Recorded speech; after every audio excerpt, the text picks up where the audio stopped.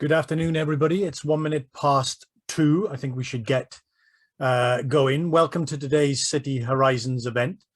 So City Horizons is our event series where we take a step back from the everyday matters to reflect on the bigger, longer term issues and questions that are shaping the urban world and to engage with the very best urban thinkers that are addressing these issues and questions. And I think today's event certainly meets this ambition. We're going to explore the very nature of the future of our cities in a COVID and hopefully a post-COVID world with one of the very best urban thinkers around.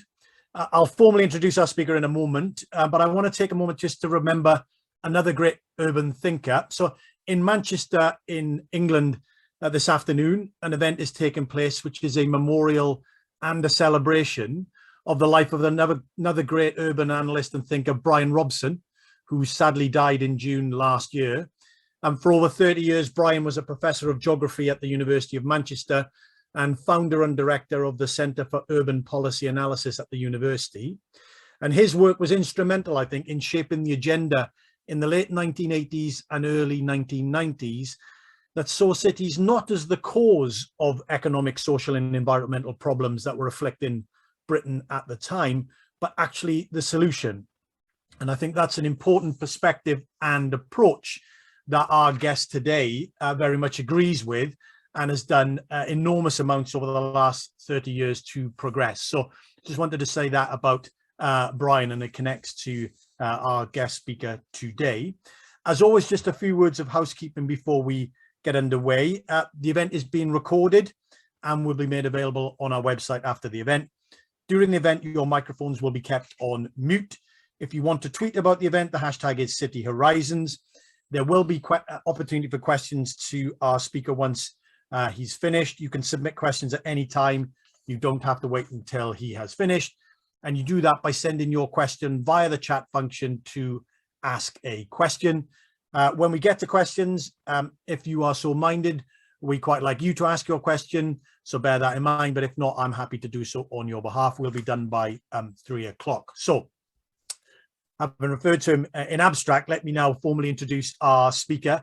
It's enormous pleasure and with huge respect to welcome our speaker today, Ed Glaeser.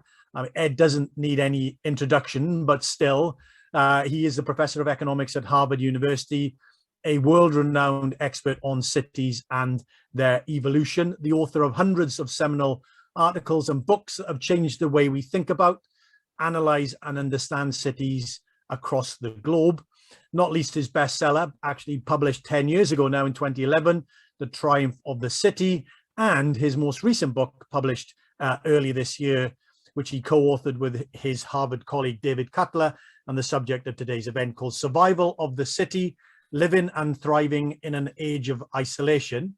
Ed's going to talk to us for 30 minutes or so, share some slides with us and his thinking taken from the book. And then we will get into some questions. So without further ado, Ed, fantastic to see you. Thanks for being with us. And it's over to you. It's fantastic to see you too, Andrew. And it's fantastic to be with Center for Cities, which is an institution that I have so long admired and been so grateful for having the opportunity to spend an hour with all of you this morning. This is a difficult time for cities. And it's a time in which we feel much more fragmented as a planet. You know, I don't think I've gone this long without being in London since I was a child, and I really do miss it. So I'm glad to have the opportunity to connect with you today. This is just the cover of the new book. Now, whenever I would give a talk like this, let's say prior to 2019, I would begin with 1 or 2 slides that look something like this. This shows the relationship between, the old Europe, right, which would have included the United Kingdom, between density and income and between density and mobility. So what the blue line shows is the relationship between density across the 1,114 NUTS 3 regions in Europe and income. The densest 10th of regions in the EU have earnings that are about twice as high as the least dense half of those regions. And the reason to focus on density is because at their heart, cities are the absence of physical space between people.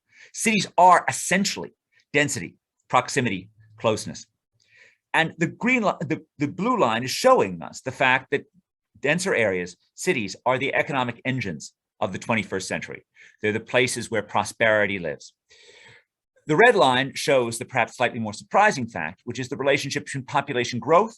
This is just between 2000 and 2010. We will be able to update it shortly, and initial density levels. And as you can see, this is positive. It would be more positive in the US because our migration levels are higher. But it again reminds us that at the start of the 21st century, we're not spreading out, we're clustering in. And I would also show perhaps something like this. This just shows the relationship between median house price and median income across different parts of England.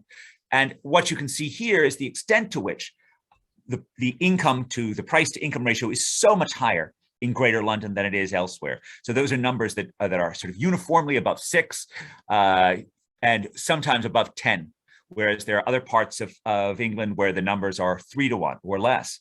Right. And this high price to income ratio reminds us of the demand for London, not just as a place to work, not just as a place of productivity, but also as a place of pleasure, as it has been since the days of Dr. Johnson and earlier.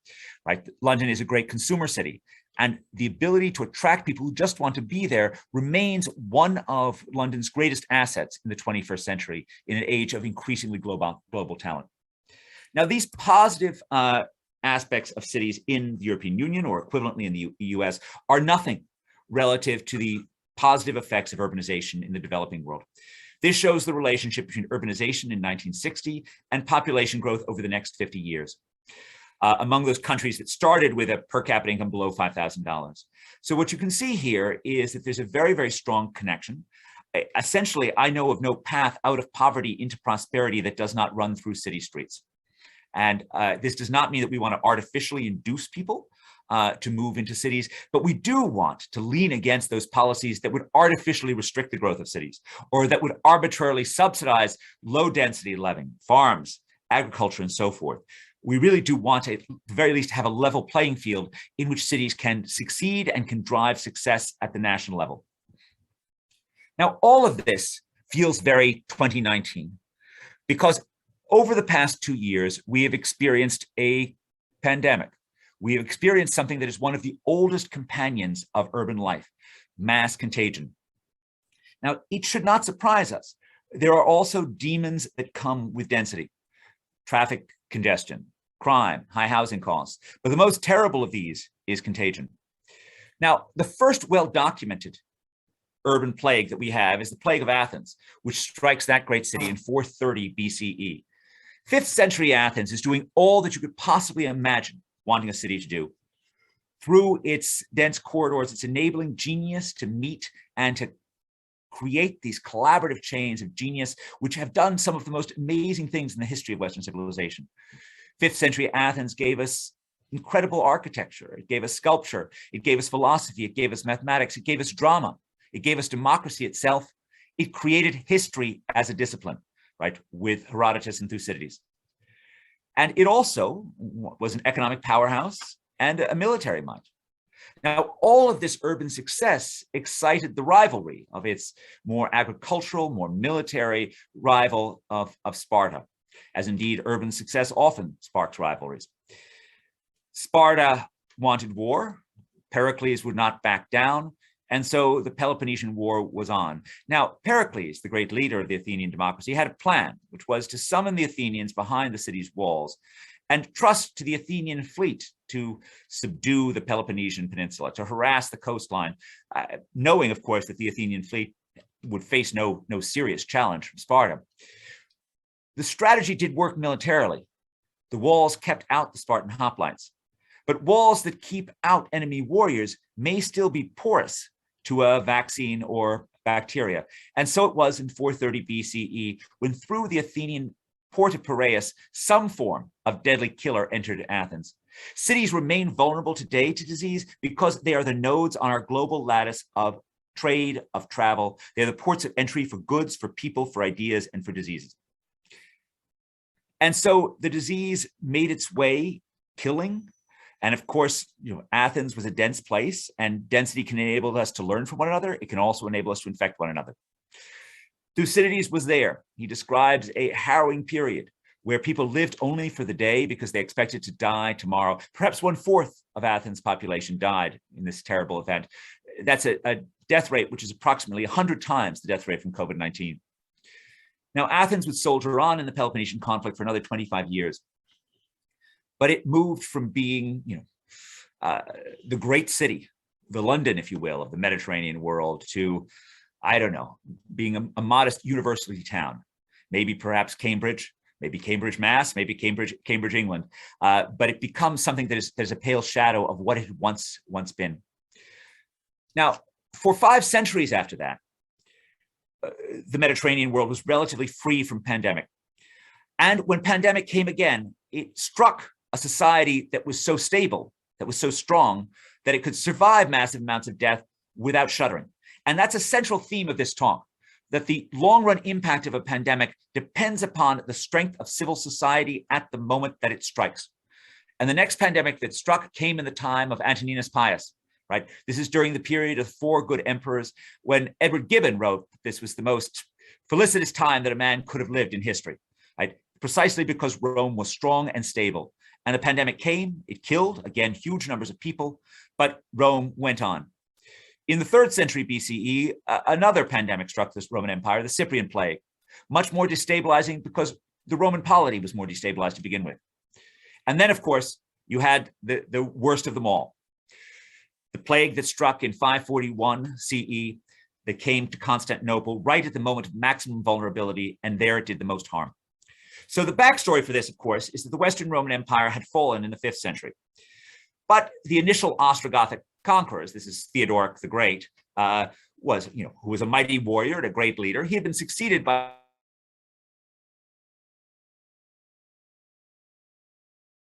and saw an opportunity to reimpose the Pax Romana on the Mediterranean world, to make sure that the falling of Rome was a brief caesura, right? Not a permanent end to Roman civilization. And so the Emperor Justinian sent forth his mighty warlord Belisarius across the waves, and Belisarius first reconquered the breadbasket of Italy, North Africa, and then prepared to reconquer Italy itself. He was doing well, the Goths were fading before him, and yet just at that moment, Yersinia pestis, the bubonic plague, the Black Death, makes its first appearance on European shores that we have well documented, right? And again, it's devastating. In this case, it's Procopius, whose prose echoes that of Thucydides, who is there. And he again describes a city that has gone terribly, terribly wrong. This pushes Europe over the edge. The disease strikes for decade after decade, and Byzantium becomes yet another warring power in Italy, right? Not a source of long-term stability. And Europe plunges into darkness, right? Into agricultural, rural poverty, into a world of defensive warfare that would endure for centuries. This was a period in which disease did the most harm because it struck at the point of most vulnerability. And this is what we have to ask ourselves today, right? How vulnerable were our cities before the pandemic struck? How stable was our political situation? Now, for most of the past 650 years, our cities have been relatively robust to pandemic. The 19th century was a particular age of globalization, and it was also an age of global disease. This just shows the history of death rates in New York City over the past 200 years. The early 19th century was a period of yellow fever. This is a mosquito-borne illness that emerged out of Africa, probably in the 18th century, made its way over to the Caribbean and then up to the eastern seaboard. It had death rates, you can see there, 30 per 1,000. That's about 3%. So that's about 10 times the death rates from COVID-19. And then, of course, you have cholera, which emerges in the Ganges Delta in 1817 in a more virulent form, gets carried along with the British Army, gets carried along with the Tsar's army, ultimately through Poland, makes its way over land and water to London, to Paris, to New York City. You can see there in 1832, the death rates from cholera mean that the death rate has moved up to 5%, 50 per 1,000. And that's, again, about 20 times the death rate from COVID-19. And yet, despite the fact that cholera appeared and reappeared, right, New York continued to grow as London continued to grow, in part because this was an age of greater poverty, And the higher incomes that cities offered were enough to offset, in the minds of the poor migrants, the risks of dying at home on the farm, right? The risks of not being able to prosper. But also because cities came together and made the investments that they needed to actually make themselves safe. And this is a story that we tell in the 3rd chapter of our book, which is really about the fight to make cities safe.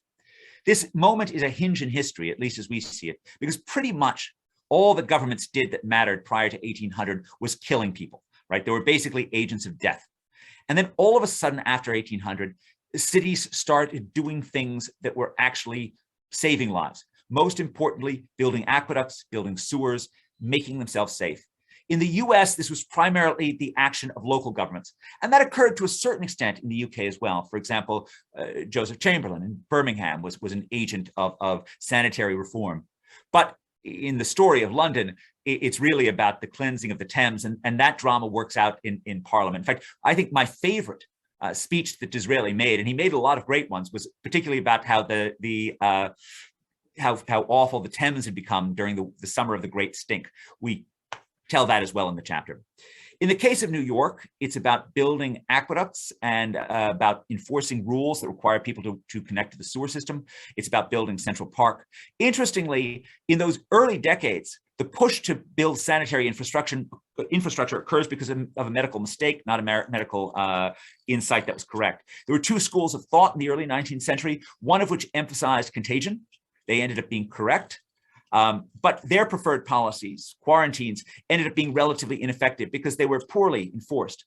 By contrast, the miasma theorists thought the disease came out of the ground itself, which is medically wrong.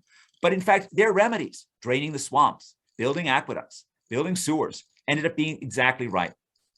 And so this required an enormous amount of spending. America's cities and towns, the localities, were spending as much on sewers and water at the start of the 20th century as our national government was spending on everything except for the post office and the army. And it required not just infrastructure, but also institutions and incentives, right? You can see there that New York continued to have cholera outbreaks for 25 years after the Croton Aqueduct opened in 1842. The big change occurs after 1866 when the Board of Health emerges, which starts fining people who don't connect to the water system, starts fining the real estate property owners who don't connect to the water system. This would have been a useful thing to remember when wealthy countries started to fund water mains in developing world cities, which still today suffer from a last mile problem, because just like the New Yorkers of the 1840s and 1850s, they don't see spending $1,000 to connect to the water system as being a sensible investment. They continue to use their boreholes and their shallow wells, and they continue to get sick, just as my great-great-great-grandfather did in 1849 when he died in the cholera outbreak of New York during that year.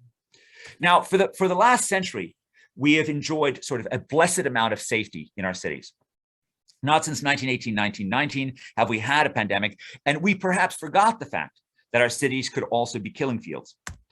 And then again, it happened, right? This just shows the death rates as of April 30th, 2020 in the US. You can see there it's overwhelmingly concentrated in the cities of the Eastern Seaboard, which was the port of entry for the tourists who brought COVID back from Italy. Then spread to Boston. One particular biotech conference was a major port of entry. You can see that that's Atlanta, New Orleans, Detroit. And not just in the US, right? In much of the world, this was initially an urban plague. In the developing world, it was particularly associated with informal settlements. So this shows the relationship between the share of the population living in a favela in Brazil and the share of the population having a disease. Strong positive relationship there. And this shows the relationship between the share of the population living in a slum in India and the share of the population having the disease, again, at an early time period. The work of Anup Alani, who went out and took serological samples, blood samples from Indian slums, found that more than 50% of the residents of some Mumbai slums had been exposed to the disease by July 2020. Somewhat remarkably, the death rates were fairly low because slum dwellers are poor, and consequently they're thin and they tend to be young. So they lack the comorbidities that so often made COVID deadly in our wealthier populations. But of course, an airborne illness, whether the influenza pandemic or COVID-19, can spread everywhere. And by November 2020, the disease was in the Dakotas above all. And for much of the past year and a half, it's really been behavior, not density, that's driven the spread of the disease. That's the same fact actually within New York City. These are the 5 boroughs of New York City. And The lightest areas, which had the lowest case rates, are the areas of Manhattan and Brooklyn Heights. These are actually the densest parts of the city. These are the places with the tall skyscrapers. They had by far the least illness early on in the pandemic, and overall as well. Whereas the pandemic was most prevalent in the lower density parts of the city, in the South Bronx, in the North Bronx, in the outer areas here that have shorter buildings, that have single family detached houses. Why? Well, somewhat remarkably, this is the first pandemic in which we have a good measure of mobility, how often people were going around, because of the cell phone records that were made available by SafeGraph and other companies. And as you can see, it's the areas at the city center that had the sharpest declines in mobility, much less of a decline in mobility outside. And that really explains the lower incidence of the illness. Our estimates are that a 10% reduction in the number of trips during the early months of the disease was associated with a 20 percentage point decrease in the prevalence of the illness. Now, this wasn't because the people in the city center were just better behaved or smarter. It was because they were wealthier. It was because they were in knowledge industries that enabled them to Zoom. And it was because they weren't in essential industries like working as nurses or working in grocery stores or pharmacies. And you can see that the unequal nature of this pandemic in this graph. So this is from work by Couture, Dingle, and Hanbury. This is Pennsylvania data. What you can see is that before March 2020, educated people move around more than less educated people, right? And this explains why the first person I knew personally who had COVID was the president of Harvard, Larry Bacow, because nobody shakes more hands than Larry Bacow does, right? By contrast, once the disease struck, right, you can see there that the educated end up moving around less than the less educated. You can also see that the rule, right, the big rule was shelter in place, had basically no impact on mobility.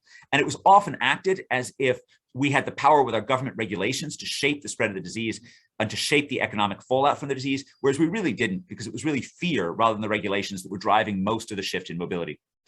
Now, one of the dangers of this type of disease is that our cities felt weaker prior to 2020 than they had for many years, partially because the benefits of urbanization were not spreading widely enough. And I'll just highlight a couple of things. These are mostly American weaknesses, but they combine with the fact that this disease has been remarkably unequal, both in terms of its death rates and in terms of its economic fallout, to mean that our cities are in more danger than they have been in the past, much more danger than they were, let's say, after 9/11.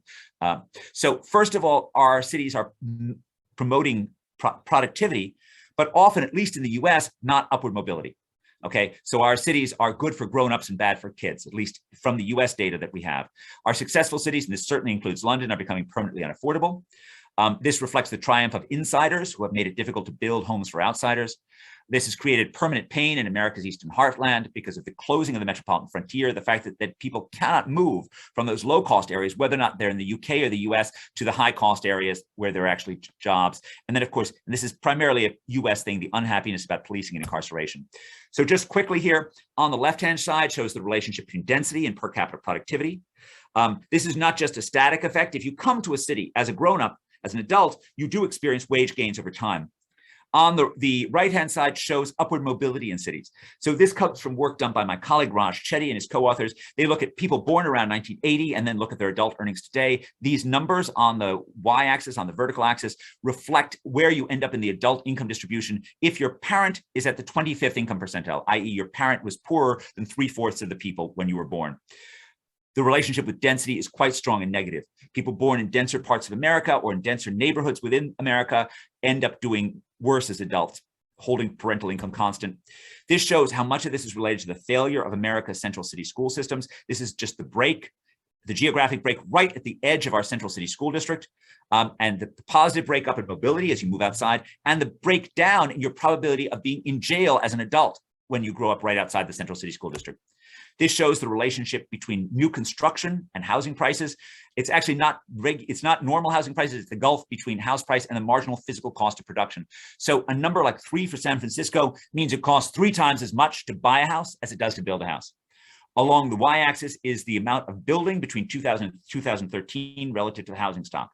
And what you can see here is the places that build a lot aren't expensive, and the places that are expensive don't build a lot. You cannot repeal the laws of supply and demand. And so if you have a city like London that is enormously attractive and you don't build enough housing, it will become a boutique town that is affordable only to the wealthy. And of course, the fact that we have not built enough in our successful places, whether or not they're Seattle or Washington, D.C. or New York means that we lock people in place, and we have these places of perpetual poverty, perpetual joblessness. This shows the relationship across places between the share of the adult male population that was not working in 1980 and the share of the adult male population that was not working in 2010. Perpetual joblessness, perpetual despair. This just shows the fact that as America has made its city streets safe, and that is a great urban triumph relative to the 1980s, they have done so by locking up millions and millions of young men. This is at best a Pyrrhic victory, because it means that we have, imposed a terrible price on neighborhoods, on individuals, and we must figure out how to make our cities safe and just at the same time. Now, the economic fallout from this pandemic has been much more severe than it was in previous pandemics. And that sort of creates part of the challenge of dealing with these pre-existing weaknesses. So when the Black Death struck Europe the second time in 1350, it was not politically destabilizing, and it left the people who survived richer. Because in an agricultural economy, in a subsistence agricultural economy, the amount of wealth that people have is determined by the amount of land people have. And by killing off approximately 1/3 of Europe's population, and this was a terrible demographic disaster, right? You left the people that were left with 50% more land per capita. This bid wages up. This fueled the demand for urban luxuries that partially set off the urban renaissance of the 5th century in cities like Florence and Bruges that specialized in providing those luxuries. Flash forward 5.5 centuries, and we have the industrial world that was hit by the influenza epidemic. This was a world in which there was a temporary dislocation from the disease. Factories shuttered, mines shuttered as too many workers got sick. But the demand for industrial products did not change. Right? And so people kept on ordering their Model T Fords and their ice boxes. And so the economy restarted quickly.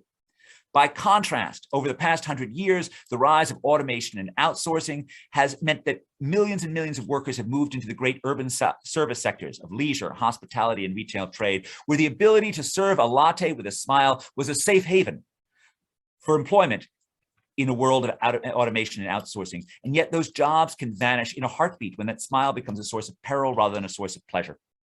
Here, just you see the blue line shows the declining employment in manufacturing. The yellow line shows the rising employment in leisure and hospitality. The blue line in the middle shows retail trade. Together, those urban service industries employed 1/5 of Americans prior to 2020, or 32 million workers. The orange line is professional and business services. These are the lucky ones who were able to Zoom their way to economic survival during COVID. And the green line shows education and health services. They were typically employed because they were employed by the government, but they were on the front lines of getting the disease itself. Now, the question that is on many people's minds is whether or not we will ever go back to the office. And this shows data from Castle Technologies. These are they're like a key fob technology where you swipe to go in to your office. And so they get real-time measures of how occupied their offices are. This technology is typically only used by fairly fancy offices. So this is a very select sample, and these are a very select set of cities. But they show occupancy rates, in some cases below 20% relative to pre-COVID levels in fancy urban office buildings. This is not representative for the US as a whole, where 60% of those people who went remote as of May 2020 have gone back. So we've gone from 50 million remote to 20 million remote, but it certainly does suggest the problems that exist in prime office buildings. And so many people have asked this question. Now, Alvin Toffler asked the same question in 1980. When he asked whether or not information technology, he argued that information technology would lead to a decline in face-to-face contact in the cities that enable that contact, would lead us to desert our offices and move into our homes. And this would spell an end to urban office buildings like this one. And so in some sense, he was a creature of his age. The 19th century was a centripetal age when technologies like the skyscraper drew us together into cities. Much of the 20th century was a centrifugal age, when cars and radios and televisions enabled us to leave dense city centers to move to suburbs, enabled us to move around better, enabled us to enjoy the pleasures of an urban music hall in our own homes. And so naturally, Toffler wondered if cars and highways had killed off urban industry. And keep in mind, the largest industrial cluster in the United States in the 1950s was not automobile production in Detroit, it was garment production in New York City.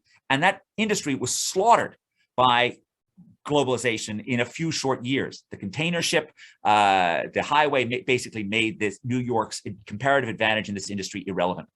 And so naturally he wondered, why wouldn't these kill off urban service jobs, kill off urban accounting, kill off urban technology? And yet for 40 years, Tolfer was completely and totally wrong. He was wrong because what globalization and new technologies did is they radically increased the returns to being smart.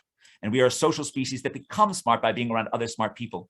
That's what Mike Bloomberg is doing here with Bloomberg City Hall, which is like the Bloomberg trading floor. And of course, trading floors have been some of the first places that tried to go back live during COVID, because there is no industry in which being a little bit smarter can make you richer faster than trading.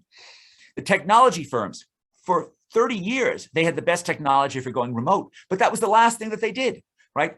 Google bought the Googleplex. Google bought 1.5 million square feet in downtown Manhattan, right? Because it believed that connectivity was at the heart of creativity, right? And even today, as Google has sent its workers home, there are worrisome signs that the connections, which are at the heart of learning, of creating new things, have disappeared. Part of the reason for this is that the new world has become more complicated, and we are geared up to have these cues for communicating comprehension and confusion that are lost when we're not in the same room with one another. Now, what do we know about COVID? What do we know about COVID? Now, during COVID, it is certainly true that many of us have found that we are able to do old jobs just as productively when we're remote. But the learning channels appear to be much more shut down. This comes from a study by Natalia Emanuel and Emma Harrington, which mirrors an earlier wonderful paper by Nick Bloom.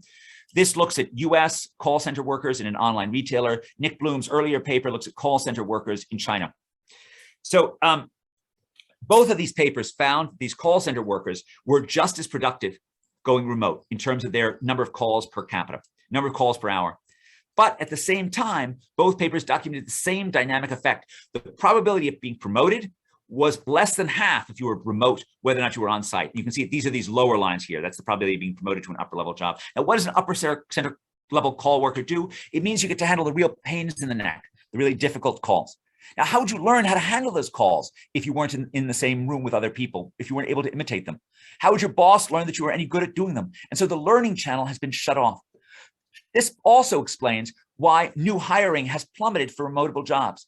So this splits out jobs that needed to be done live, which are over here, which had a decline. You can see that red line dropping during the early 8 months of COVID and then coming back. The blue line shows new hires as measured by postings on burning glass technology. That drops too, but then it comes back, same as what it was. By contrast, this is remotable jobs. Employment stays steady, new hirings drop and stay down. Companies were not willing to hire purely remote workers because they trusted they weren't able to teach them the company culture, teach them how to be productive. So even though Microsoft tells us that their programmers were just as productive at being at home, overall new postings for programmers on burning glass dropped by over 40% between the start of 2020 and the end of 2020. And that's about the figure that you see here. And again, we also know that the experience of online education, right, has been somewhere between dismal and counterproductive. And we know this from randomized controlled trials as well as from just our own experience.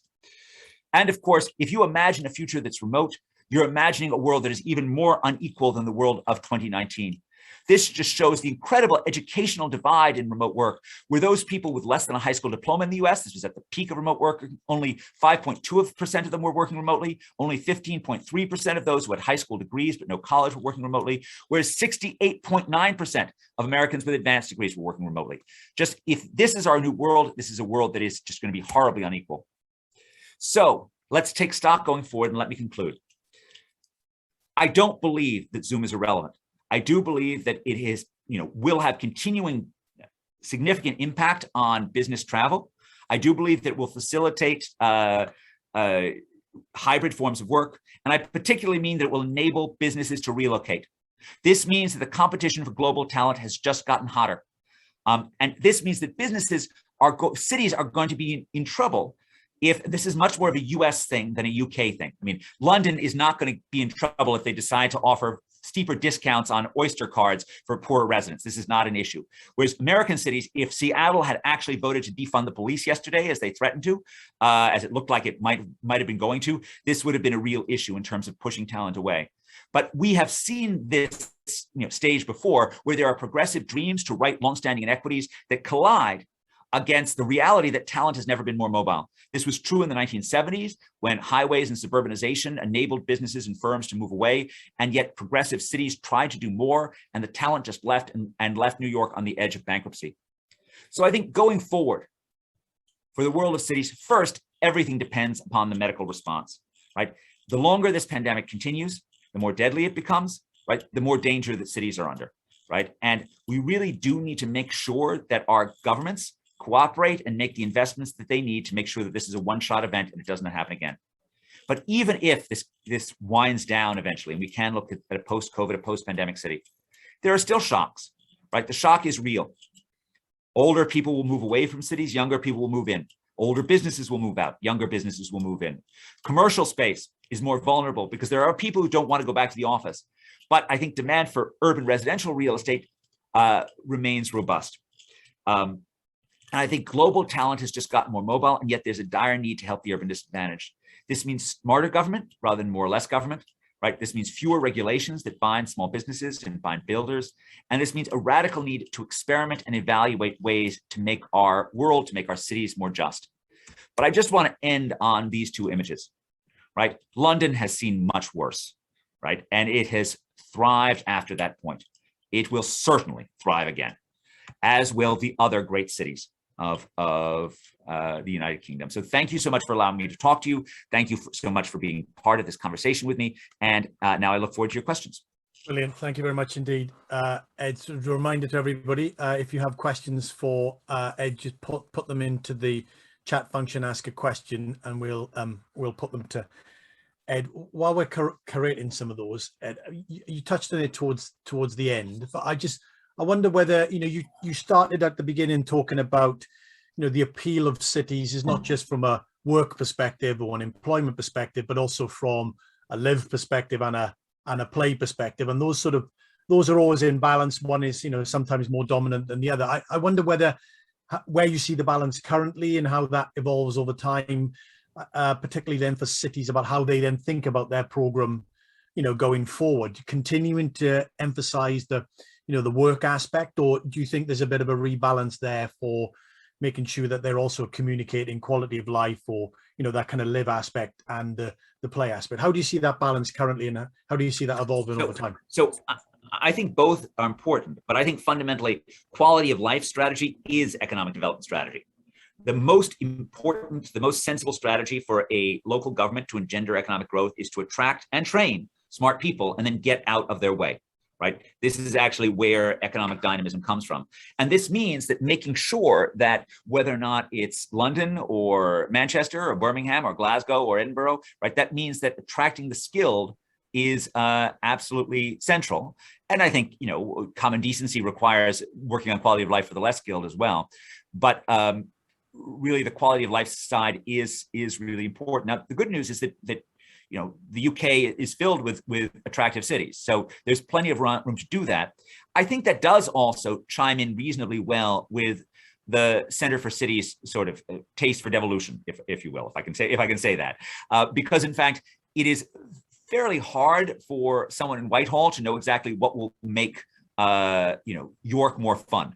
Right, that's an awful distance away, and so or Leeds, or choose your city here. Right, this is something where, in terms of quality of life strategy, we really think that local government, local empowerment really makes sense. So I think that's a thing that should continue to be on the agenda going forward. That's very good. It's a question from Peter Madden, and Peter says, looking historically, did the cities that recovered from pandemics more quickly gain an advantage? And I guess, was it a lasting advantage? He says this was the case with Bristol and the plague. Not sure if elsewhere, but I mean, your sense, over time, historical perspective, Ed, are there competitive positions for cities to get into and hold on to if they move quicker or more wisely? So the actual Black Death is pretty murky on this. So the paper I know on this is Remy Jedwab. And Remy's work basically shows that by 1550 or 1600, the impact of the Black Death on cities' trajectories had largely disappeared, unless you were small enough to actually be wiped off the map. And there were, in fact, towns that were small enough to just disappear. But by and large, the Black Death itself seems to have been relatively, now that's 2 centuries later. So a lot of things have happened between 1350 and 1600. And also our data is far from perfect during this time period. So what we do know is the death rates from the influenza pandemic of 1918, 1919 did in fact matter for long-term trajectories. Now, and Robert Fluga, who's a graduate student in our department, has documented this fact. This is not so much about public policy, although there is a policy that claims that, you know, better social distancing made a difference for long-term outcomes. I think that data is more debatable, but the Fluga paper really does show that higher death rates are associated with worse long-term outcomes. In there, it's not so much what the city did, it's basically how close you were to Boston. That being close to Boston was really bad because you just got the disease earlier and you suffered more from it. And the reason why there's a hypothesis that these deaths were particularly problematic for long-run outcomes is that you killed off young entrepreneurs. So the Black Death, as opposed to COVID-19, like slaughtered the young. The influenza pandemic, as opposed to COVID-19, slaughtered the young. And so the death rates in 1918, 1919 were particularly problematic, we think, because they were actually slicing down the entrepreneurs of the future city. Same fact is true about a paper by Antonio Ciccone on death rates in World War I in Germany, where he also finds that young men killed off ended up having a permanent impact on the urban trajectory. So the key is, again, it's about talent, and it's about the question as to where in the life cycle you're killing in terms of the future of the city. I mean, all deaths are equally awful, but in terms of the economic future, it depends upon the young. Very good.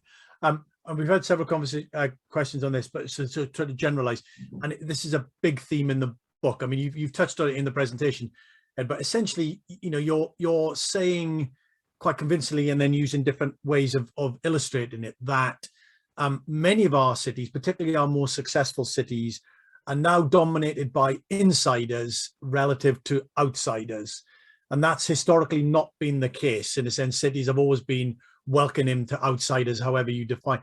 Just say a little bit more about that and what the implications of that are. And then I think that relates to a follow-on question, which I'll touch with, is about who's best placed to solve some of those problems. But just unpack that, the insider now dominant relative to the outsider, and, you know, different ways of thinking about that problem.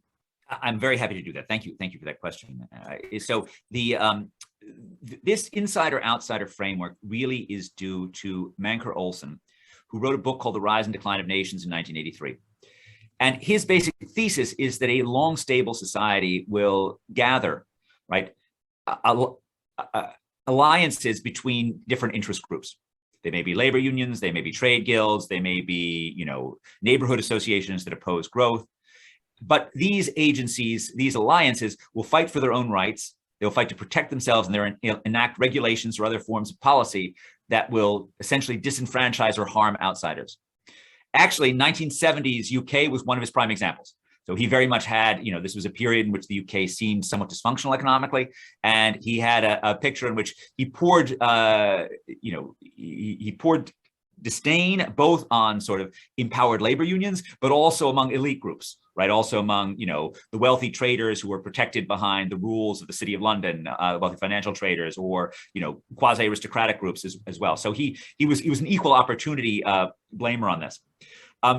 I read this book in you know, when I was in graduate school in the late 1980s, and it didn't sound much like the US to me, because I had in mind this world in which, you know, sure, New York was kind of taken over, but, you know, you had all of Texas to move to, you have all of the Sun Belt to move to, which seemed like it was they were all built around attracting outsiders. 40 years later, he feels really prescient. And I will say, actually, one of the things that he didn't foresee, which you know, sort of shows his power, the power of his thinking, is that in fact the Big Bang in the 1980s would have been, you know, London's Big Bang would have been a classic example of one of those cases in which the insiders are defeated, and you create a system that's better for outsiders, and it really did work. In the case of the US, you've seen, particularly in housing, but also in terms of occupational licensing, the fact that you need a license to be a florist, you need a license to be an interior decorator, right? And these licenses are different across different states, so this prevents mobility. All of these things, along with particularly the ability of insiders in the neighborhood to block outsiders. On top of the fact that our government has been described not unfairly as a pension system with an army, right, which also suggests the extent to which the old have benefited relative to the young. This really suggests a world that has gone from empowering outsiders to enabling insiders. And that's one way to see this sort of, the weakness that pre-exists. And it's really crucial that our cities become places where outsiders feel empowered, where they can rent an apartment, not just if they're lucky and get into some public housing program, but if they rent an apartment on the free market that's affordable, and that they can then pursue their dreams and change the city. And that's a really crucial element of our future. And you are an economist, and a world-renowned one. I mean, what's the economic answer to that insider-outsider problem? I can see a sort of governmental, it's all about regulation, et cetera, et cetera. I can see, that people going down that approach. But what's the economic answer to that insider-outsider problem, particularly given, as you know, the insiders tend to be the voters that elect their politicians to do their will, and the outsiders are not there present to do the voting. So, I mean, what's the economics got to say on that problem, Ed? So that's exactly right. So every empowered homeowner gets a vote. Every family that doesn't currently move in doesn't have a vote. So one thing that helps is competition among jurisdictions. And so that was part of what happened in terms of the Sun Belt. So the sociologists Harvey Logan and Harvey Mollich and John Logan have written about what they call urban growth machines, yes, which were these particularly Sun Belt entities. They were typically empowered businessmen, bankers, builders. They see them as quite nefarious. I think that they certainly were out to enrich themselves. They weren't doing anything out of public benevolence, but their profit motive led them to encourage building, to avoid regulations, to make it easier to come in. And because they constantly had to fight for labor, they had to fight for talent, that led them to promote relatively open cities. And so in some sense, it's competition among localities that can work wonders, but you need to be careful, right? Because in fact, it's great if you can sort of tear down laws, tear down unfortunate regulations at the local level, but often our local governments become engines for entrenching insiders as well. And so we do need to be careful about that as we push for devolution, that we don't want to end up in that trap. Yeah, no, that's a very good response. Another set of questions, you referred to sort of, on the one hand, you're saying, well, not on the one hand, you're saying, New York will be fine, has been, will be, all things considered. London is fine, Paris is fine.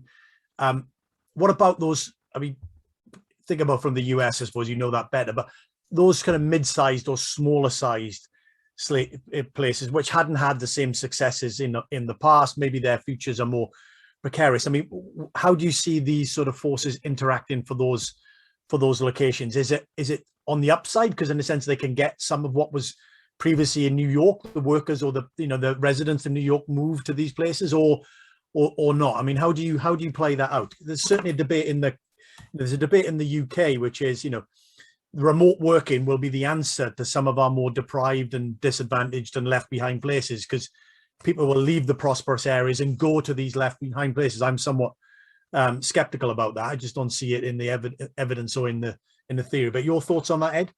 So I want to separate mid-sized from left behind. Okay. And so mid-sized cities that have a high quality of life, that were good at attracting skilled people beforehand, I think they will do well. Yeah. I think like the future is bright for Bath, right? Bath is absolutely in good shape. Places that have sort of, beautiful areas that attracted tourists before 2019. Those areas are likely to, they've most of them done relatively well during COVID in terms of their housing prices, and they're likely to do well going forward. The places that have not attracted skilled workers, I don't know why we should expect them to attract skilled workers now. Now, you are a little bit more constrained in terms of space than the US is. But the US, the idea that somehow either Detroit or Cleveland or St. Louis are all of a sudden going to become, magnets for attracting highly skilled knowledge workers. And remember, these are knowledge workers who are moving. We're not, zooming if you're high school dropouts. You're zooming if you were at the high end. And places where it had very, very few highly skilled workers in the central city to begin with, they're not going to attract that going forward. Moreover, right, they face the particular curse of sort of long-run vacancies, particularly in commercial and also in residential. So here's how I think about it, that we still have a vacancy problem in London and New York in terms of commercial space. We will continue to have a vacancy problem as long as there are health risks to being close to one another.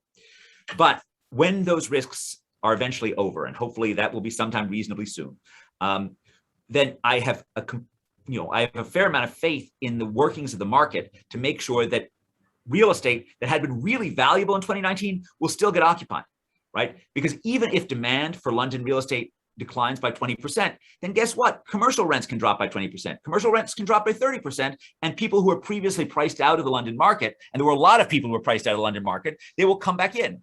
In some cases, there may be an issue of converting commercial to other uses, probably residential in the case of London. In the case of Boston, we are in actually a great commercial real estate boom because our previous office buildings are being converted into labs because there's so much demand for lab space because of the biotechnology boom in Boston.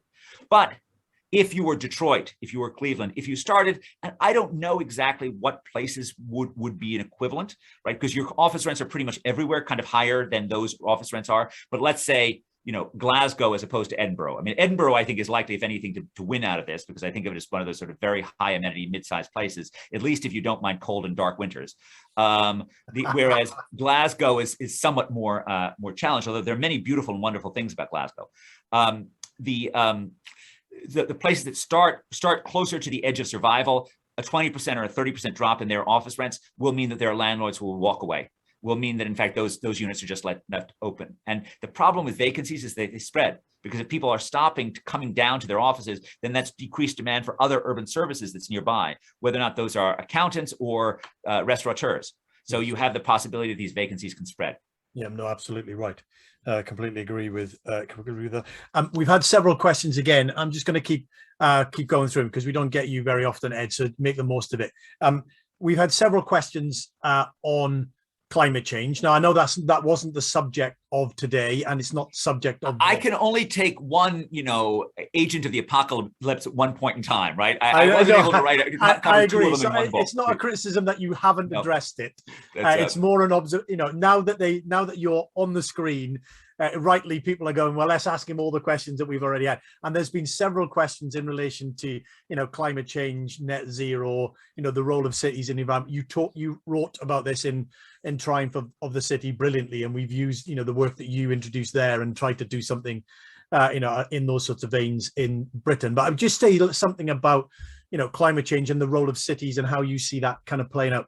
I suppose partly because many of our cities are on coasts, are on rivers, right? I mean, that's a very practical challenge, never mind anything else. So there are two different questions, one of which is mitigation, the other which is adaptation. So mitigation, reducing carbon emissions, as you just alluded to, I'm very keen on the fact that the data shows that cities are intrinsically greener. People live in smaller housing units. People drive shorter distances. Both of this means that, in fact, carbon emissions are much lower if we build close to one another rather than sprawling out.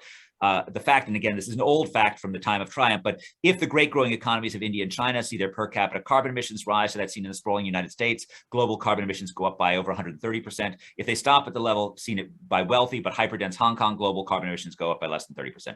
Check. Okay, done on mitigation. Let's move to adaptation. Okay, adaptation. Yeah, it's a big deal. And I don't know, there's no question that sort of low-lying coastal cities are in danger. I have a fair amount of confidence in the ability. I mean, the UK has thought for a long time about the Thames and about flooding, and I think only the Dutch are better poised to sort of take this seriously and get ahead of the game on this. But you have been ahead of the game. You need to continue to be ahead of the game. But I have no doubts that you will be able to handle the adaptation side. The US will be worse at it, right? So the northeastern US will probably be better. Miami is in a lot of trouble in terms of this. The sort of low-lying southern areas are in danger, and the cities of the developing world I fear much more. Right, because a lot of them are low-lying coastal. They lack a fair amount of capacity. They're not going to have the ability to spend tens of billions of dollars on seawalls or whatever the appropriate adaptation technology is. And they also are not going to be able to sort of preemptively move people in, right? People may be willing to move in after the disaster happens, but a lot of people are going to have to die before they're going to be willing to relocate away from a currently thriving coastal city. So I think this is something that absolutely needs to be on the global urban agenda. But in the case of the UK, I would say just keep on doing what you're doing, do more of it, and worry about this because this is a big deal. Very good. Okay, so again, we're coming towards the end of our hour, but I want to come back to again the point you make very uh, at length in the book, and you touched on in the presentation. But you sort of say, if we look at schooling or social mobility or house prices or poverty and joblessness, the benefits that were once we saw in cities have denuded over time, and the cities are not offering maybe what they were. I suppose part of the question there is, can cities solve these problems on the, I suppose in the US context, it's a different one from the UK. We were talking about that before we came online. But I just wonder, when we see these problems, when you see these problems, to what extent can the cities solve them? Or is it national government or state governments that really need to take a lead? Because that's, there's a similar sort of situation in the UK. Obviously, we're much more centralized. Government by nature is much more involved in all our cities than it probably is in the US in many examples. But again, just your thoughts on that, Ed, and how you see that progressing. I think it depends upon context. So so we can take a range of things. So the big steps in terms of fighting pandemic, that's national and even global, right? I mean, one of the things we haven't talked about in this is the extent to which, we need something like a NATO for health, a much more empowered, much narrower global organization to actually fight pandemic going forward. In terms of policing, in terms of, those things, those actually are largely local in terms of the US. So our policy around prisons and jails, that's more sometimes state, sometimes federal. So we do have federal laws, which are partially about the long imprisonments. And it's not as if I'm not a zero police person at all. In fact, I see huge dangers of this. But I think the US police need to become a little bit more British in the sense that they need to spend a little bit more on customer satisfaction. We actually believe in the sort of Peter Drucker mantra that what gets measured gets managed. And so we need to have better metrics of how ordinary citizens, particularly poor people and minorities, find their experiences with cops. This is a local matter in the US, that it's actually the localities that handle the cops. And that's how it should be. In terms of schooling and upward mobility in the US, there's a certain extent to which these are local, and most of what the federal government has done to try and interfere in that has been relatively unproductive. But it's also true that upward mobility, having a society that's more equal in the US and has more opportunity, that is a national need. And so what we push in the book is not to try and take away from local autonomy around the existing schools, but rather to have sort of a national program that wraps around existing schooling, that provides some form of vocational training, like teaching kids how to become programmers or plumbers. And you can do that in a way that's sort of highly competitive, that, pays kids to, pays for-profit companies and labor unions and community colleges in the US, and they can all compete in providing this training. You can have pay for performance. So I think it depends on what level, what service we're talking about. Some are best done locally, those ones in which sort of competition and innovation are best, and some are best done nationally. The one thing I would emphasize in terms of this kind of training program is I do think that the UK should think about doing stuff like that. But if you're going to have national funding, you still have to have more local innovation, and you need to have better evaluation, ideally with randomized controlled trials. Yeah, because I think that's another theme in the book. I mean, one is the book about, in the book is about humility, about what we do know and what we don't know, which then leads on to, a requirement for much greater experimentation, variation within policy fields and across policy fields.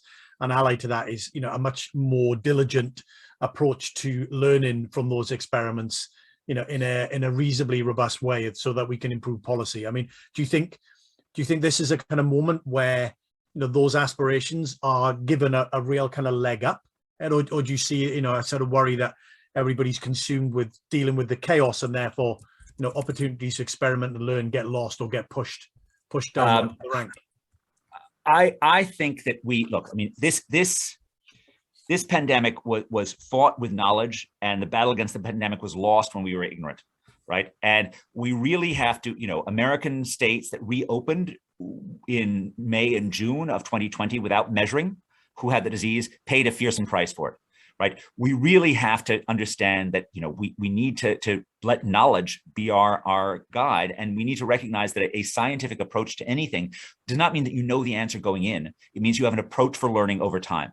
And that is really sort of the central message, I hope, of this, that like we didn't know how to do a COVID vaccine in February 2020, but we learned pretty darn quickly, right? Because we understood that you need to learn on this thing. And that's really, I think, this, if there is a sort of larger message of all of this, is that we really have to embed the need to constantly learn into our governments.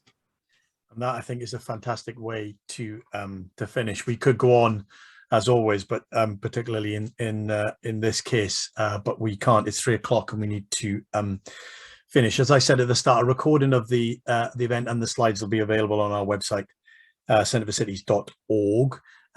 Ed's very kindly put a link to the Disraeli speech that he referenced in the chat. We'll make sure that goes on the website as well. So it's for those that it was the July the 15th, 1858, according to Hansard. So we'll definitely put that on there as well, so people can have a read of what Disraeli was saying back in his day. But for now, a huge thanks to you, Ed, for being with us today. It's always an amazing pleasure to have you and to listen to you kind of talk about, the broad span of things and talk, big themes and big issues, but also the enormous amount of detail that underpins all of that. So thank you very much indeed. For those that haven't read it or haven't bought it, I encourage you to do so. You should buy it. It's an excellent read and provides lots of thought about where our cities are today and where they will be in the future. So Ed, thank you very much for being with us. Thank you so much everybody for having me with you. Thank you everybody else for being with us and for us putting your questions. Until the next time, stay safe and take care. Thank you very much. Thanks again, Ed. Take care.